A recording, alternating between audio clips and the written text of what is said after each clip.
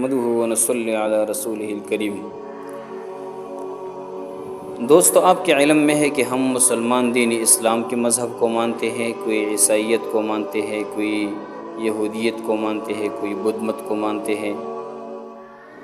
تو ان مذہبوں کا دنیا میں کیا فائدہ ہے، اور یہ جو ملحدین مذہب نہیں مانتے اس کا نقصان کیا ہے، اس حوالے سے میں آپ کو مذہب کی چند فوائد ذکر کرنا چاہتا ہوں کہ مذہب دنیا میں کیوں ضروری ہے۔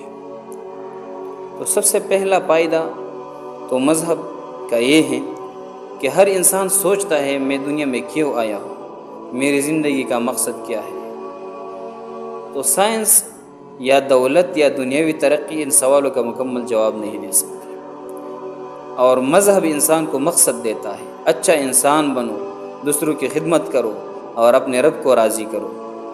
جب مقصد ہو تو زندگی کا رخ ٹھیک ہوتا ہے، اور جب مقصد نہ ہو تو پھر زندگی وہ بے مقصد رہتی ہے۔ دوسرا فائدہ یہ ہے کہ اگر مذہب نہ ہو تو لوگ خود فیصلہ کریں گے کہ کیا صحیح ہے اور کیا غلط ہے۔ یہ چیز خطرناک ہے، کیونکہ ہر شخص اپنی مرضی سے صحیح بنا لے گا اور غلط بھی بنا لے گا، تو صحیح کو اختیار کرے گا اور غلط کو چھوڑے گا، تو اس کا پتہ نہیں لگے گا کہ صحیح کون سا ہے اور غلط کون سا ہے۔ مذہب ایک مضبوط اخلاقی نظام دیتا ہے کہ سچ بولو، دھوکہ نہ دو، نیکی کرو، ظلم نہ کرو۔ مذہب کے بغیر اخلاق صرف باتیں بن جاتی ہیں اور عمل نہیں رہتا۔ تیسرا یہ کہ جب سب کو معلوم ہو کہ خدا ہر وقت دیکھ رہا ہے تو تنہائی میں بھی غلط کام سے بچتا ہے، اور مذہب انسان کو صرف قانون سے نہیں، ضمیر اور خدا سے بھی جوڑتا ہے۔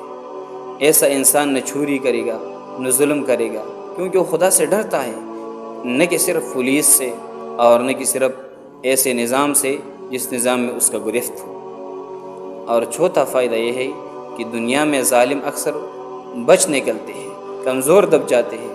مذہب یہ یقین دلاتا ہے کہ اگر یہاں بچ گئی تو قیامت میں پکڑ جاؤں گی۔ یہ سوچ ظالم کو روکتی ہے اور مظلوم کو صبر دیتی ہے۔ پانچواں فائدہ یہ ہے کہ دنیا میں دولت، شہرت یا طاقت سب کچھ دے سکتی ہے، مگر دل کا سکون نہیں دے سکتا۔ مذہب انسان کو دعا، عبادت اور تعلق باللہ کے ذریعے سکون دیتا ہے۔ ڈاکٹر دوا دے سکتا ہے مگر دعا سکون دیتی ہے، اور یہ مذہب ہی سکھاتا ہے۔